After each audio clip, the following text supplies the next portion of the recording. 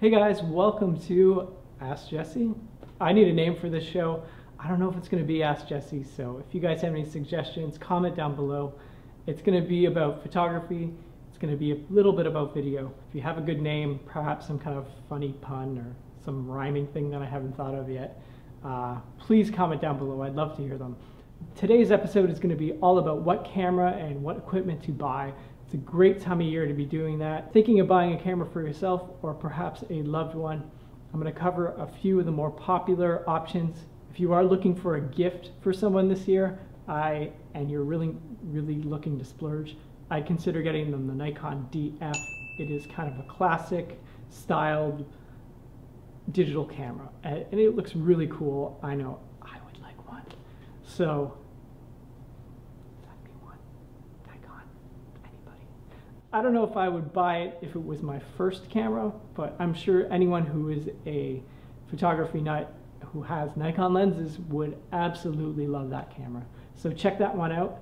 All right, so let's get down to answering some questions. First question comes from Coveted Few. Jesse, what is the best first DSLR camera? That's a good question, and that's probably going to really depend on your budget and whether you really see yourself taking lots of pictures. If you want to treat photography as a hobby and you really intend on moving forward in photography, you don't want to buy something that's kind of expensive and that you'll need to upgrade in a couple years because you'll be kicking yourself. You'll just be going, crap, why didn't I spend that extra $300 and get a good camera? So I'm thinking the baseline of a Nikon camera, you're probably going to want to look at the Nikon 5300. Better would be the Nikon 7100. Those are both crop frame sensors. They're a little bit cheaper than the full frame sensors. There's some minor differences. I'll get into that later on, but if you just have to consider the fact that crop frame sensors in general are more for consumers and full frame sensors are more for professionals. If you're looking to get into a more professional camera, I'd highly suggest the Nikon 610 or the 600 if you can still find them. Great little camera. If you're gonna splurge, do the D800. I have the D800. It is an amazing camera. I can't imagine replacing it for a good 5 years. And I know on the Canon side, there are some very comparable cameras. You're looking at possibly getting the 6D for a full frame sensor as kind of your baseline one. If you wanna go up and get that 5D Mark III, that's an amazing camera, especially for video as well. Pretty much if you're a street style blogger, most of the street style blogs, they shoot the 5D Mark II and they've probably moved up to the 5D Mark III. On the lower end, you're probably looking at the 70D. Now when you look at buying your camera, you really have to consider, am I getting a lens? Am I getting a kit lens? Sometimes they have these kit lenses that are bundled with the camera bodies.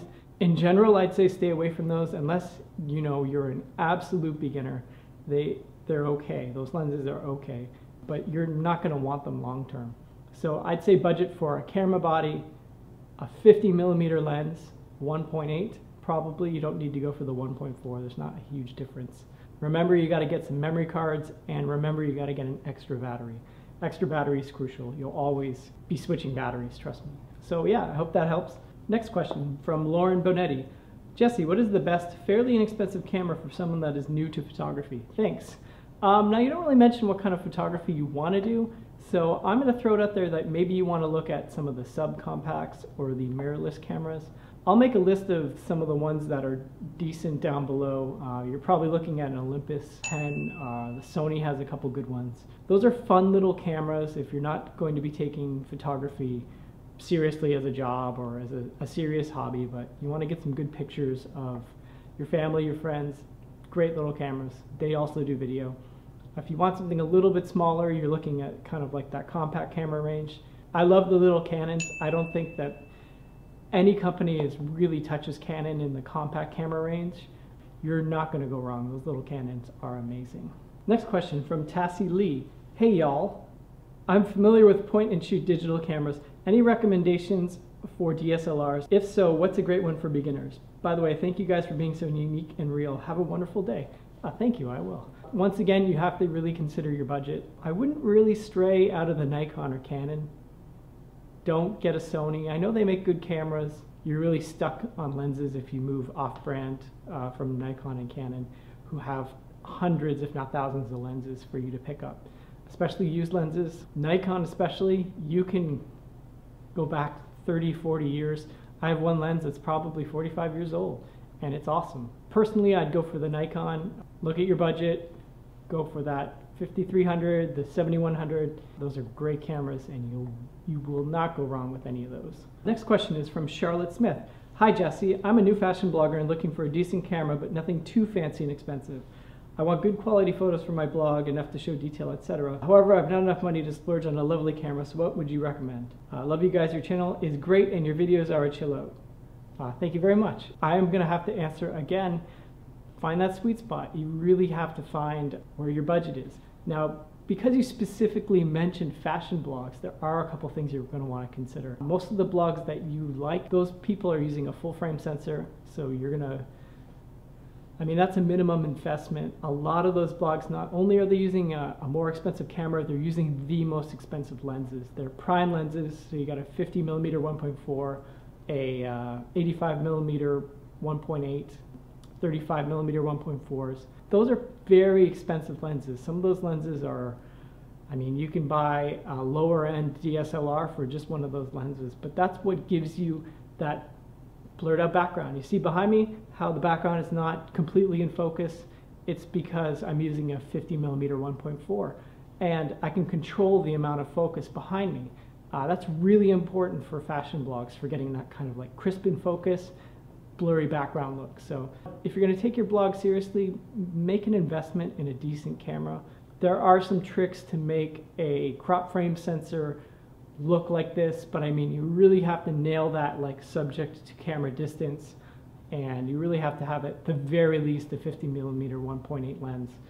Don't use the kit lens. You will not be happy with it. So you're really going to want that full frame, and you're really going to want to get a 50mm 1.8 lens. All right, the next question is moving into a tripod question. So from Catalina, hey Jesse, my question is, what's a good tripod I can use for filming like a full body shot but at a lower price? Thanks. You're not going to like this answer. Don't cheap out on that tripod. I know you're not going to like me saying this, but you're going to break one of them, you're going to have to buy another one, and then you could have bought yourself a good tripod that's going to last the rest of your life. You'll never buy another one if you buy a good one. Don't have to like crazy splurge here. We're talking about something that's going to cost you between maybe $200 and $300 tops. You probably could, if you're really careful, nail it around $150. Look at the Manfrotto range of tripods.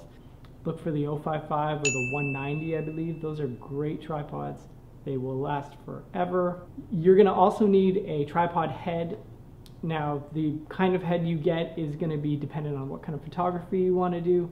Probably just a ball head for most people. You might be able to find a kit on like Amazon or something. I'll try and find like some decently priced tripod kits and put them in the link below. But yeah, don't buy the cheap ones. They're just gonna break. If you're doing video, make sure you get one with a video head on it. It has a little stick and you can turn your camera nice and smoothly up and down, left and right, that kind of thing. I know there are a few other tripod brands. I'm not really familiar with them. I've used Manfrotto. I've never had one break. I had one stolen, so I know they're popular. And the next question is from Lindizzle TV. Can you recommend a good car mount for cameras? I'm just going to assume you mean for like a blog camera. This is going to be the complete opposite from my last answer. Buy the cheapest one you can find on Amazon and buy 2 or 3 of them, because they are just going to break. They're junk from China, and sorry China. They'll last for a while and then they'll get loose and then they'll fall apart or they'll crack. You can find them for like $2 or $3, maybe $4 or $5. Shipping might be $5, but there's nothing really good unless you're looking at something really expensive, and it's really not worth it. If you're careful with those cheapy little mounts and you're just putting a really light compact camera on it, it'll last you a while. Like I said, buy 2 or 3 of them.